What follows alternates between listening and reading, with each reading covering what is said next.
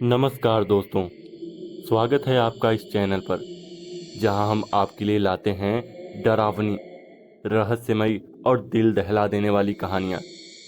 अगर आप उन कहानियों के शौकीन हैं जो आपको रात भर सोने नहीं देती, तो आज की कहानी आपके लिए ही है। तो दोस्तों, इस वीडियो को पूरा देखें और अगर आपको ऐसी कहानियां पसंद हैं तो चैनल को सब्सक्राइब करना ना भूलें। रात के इस सन्नाटे में जब चारों ओर घना अंधेरा छाया हो और हर कोई गहरी नींद में हो, तभी हमारे रेडियो स्टेशन से कुछ अजीबोगरीब घटनाएं सामने आने लगी। ये कहानी एक छोटे से कस्बे के रेडियो स्टेशन FM 94.7 की है, जहां आधी रात को एक रहस्यमयी कॉल आने लगी थी। हर रात ठीक 2 बजे एक आवाज आती थी, एक ऐसी आवाज जो दिल दहला देने वाली थी। ये कहानी उन्हीं कॉल्स की है और उस आखिरी शो की जिसने सब कुछ बदल दिया। कहानी की शुरुआत होती है आरजे आरव से। आरव, जो एक मशहूर आरजे थे, रात के आखिरी शो की जिम्मेदारी निभाता था।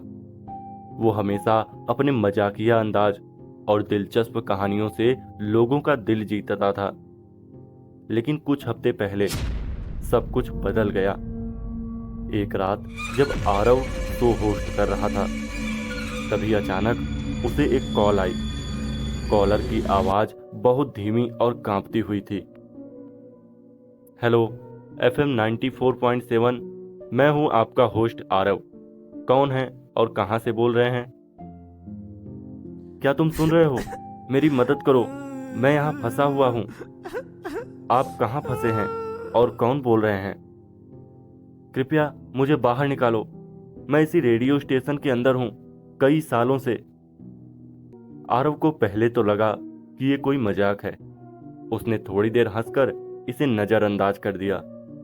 लेकिन फिर अगले दिन भी वही कॉल आई, ठीक 2 बजे। और फिर हर रात कॉलर की आवाज और भी डरावनी होती जा रही थी। अब आरव को ये कोई मजाक नहीं लगा, कुछ अजीब जरूर हो रहा था। आरव ने अपने प्रोड्यूसर और बाकी टीम से इस बारे में बात की, लेकिन सबने इसे महज एक शरारत समझकर टाल दिया। लेकिन आरव को चैन नहीं आया। आखिरकार एक रात उसने तय किया कि वो इस कॉल के पीछे का सच जान कर रहेगा। रात के शो के बाद आरव ने स्टेशन में ही रुकने का फैसला किया। 2 बजने में कुछ ही मिनट बचे थे। स्टूडियो के भीतर एक अजीब सी खामोशी थी। दीवारों पर पुरानी तस्वीरें थी और पुराने रिकॉर्ड्स के ढेर पड़े थे। चारों ओर घड़ी की टिक टिक की आवाज गूंज रही थी। 2 बजते ही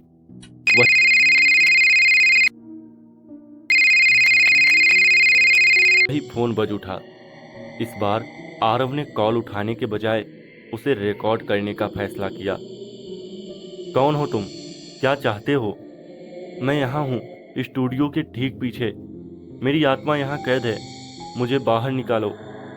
आरव ने अपनी नज़र स्टूडियो के पीछे वाले दरवाजे की ओर घुमाई।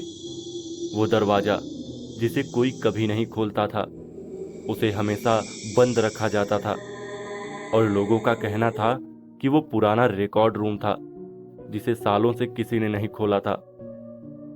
आरव का दिल तेजी से धड़कने लगा। उसने साहस जुटाया और उस दरवाजे की ओर कदम बढ़ाए। दरवाजा जंग खाया हुआ था और उसे खोलते ही एक ठंडी हवा का झोंका आया।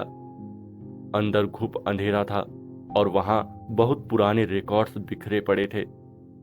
अचानक आरव को लगा जैसे कोई उसके पास से गुजरा हो। वो चौंक कर पीछे मुड़ा, लेकिन वहां कोई नहीं था। तभी उसने एक पुराना रिकॉर्ड देखा जिस पर धूल जमी हुई थी। उस पर लिखा था 1975 आखिरी शो। आरव ने उसे उठाया और स्टूडियो में जाकर प्ले किया। जैसे ही रिकॉर्ड बजा, एक धीमी और डरावनी आवाज गूंजने लगी।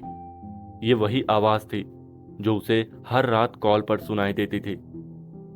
तुमने मुझे बंद कर दिया, मैं यहां कैद हो गया, अब कोई नहीं बच सकता। आरव का दिल जोर से धड़कने लगा। उसने घबराकर रिकॉर्ड बंद किया, लेकिन तभी उसे एहसास हुआ कि कमरे में कुछ बदल चुका है। स्टूडियो की बत्तियां अपने आप बंद हो गई और वो अंधेरे में घिर गया। आरव ने महसूस किया कि कोई उसके पीछे खड़ा है। उसने धीरे से पीछे मुड़कर देखा और वहां वही शख्स खड़ा था जिसकी आवाज उसे हर रात सुनाई देती थी।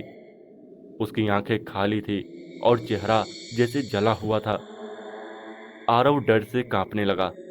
उसने भागने की कोशिश की, लेकिन उसके पैर जम चुके थे। वो आवाज अब और तेज होती जा रही थी।